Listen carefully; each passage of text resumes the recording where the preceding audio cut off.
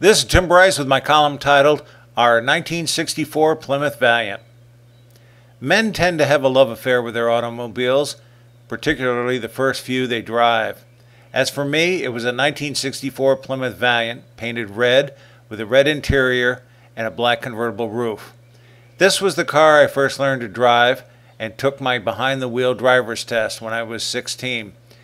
It took me on a lot of dates and several high school football games.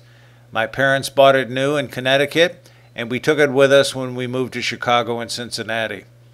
As a convertible, it was considered sporty, but had great gas mileage. It was a comfortable car to drive and easy to maintain, not to mention a model of simplicity. Featured was a push-button transmission with 1, 2, D, and R buttons on the dash. My brother managed to break the buttons when he learned you could drive it like a manual transmission. Believe me, you push the buttons long and hard enough, they will break. There was no air conditioning in the car, just a horizontal bar you would move from left, meaning hot, to right, cold, along with a knob to adjust the fan. Simple. It came equipped with an AM radio, which was fine, as FM was not yet a major factor in the entertainment world. My brother and I added an 8-track tape deck, state-of-the-art for the times. When I bought the new Abbey Road album in 1969 as an 8-track, I listened to it over and over again while sitting in the car in the garage. I'm surprised I didn't kill the battery.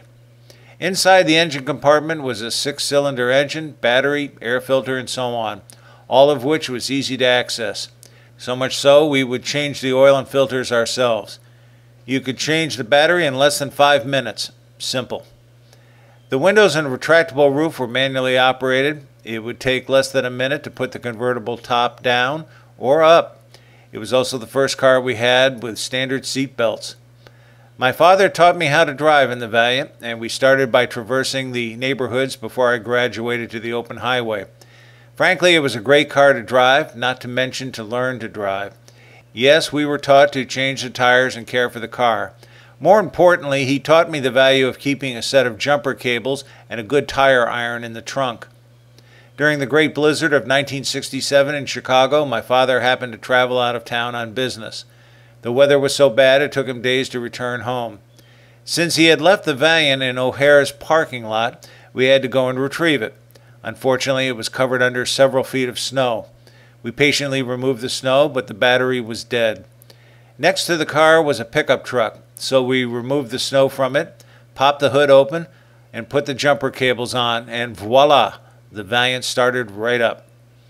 When I was taking my behind-the-wheel driver's test in Cincinnati, an Ohio State trooper drove with me wearing Cool Hand Luke's sunglasses and a drill instructor's hat. I was driving fine during the test, and he loved the car. When he looked at the 8-track tape deck, he saw a cartridge resting in the deck and shoved it in.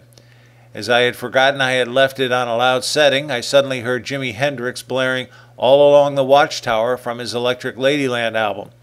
Fortunately, nobody was around us as the sound snapped my concentration and I swerved.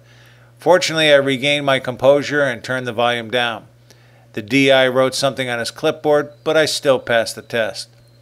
I believe it was in 1973 when my parents traded in the Valiant for an Audi, which turned out to be a Lemon. Shortly thereafter, they traded it in for a Mustang, thereby marking the end of an era. We never had another car as simple to use and drive as the Valiant. It was a great example of American engineering, and we miss it even to this day. As I said, men possess a fondness in their hearts for their first car. Mine was the 1964 Plymouth Valiant convertible. What was yours? Friends, keep the faith. This is Tim Bryce in Palm Harbor, Florida. Follow me on the internet at timbryce.com.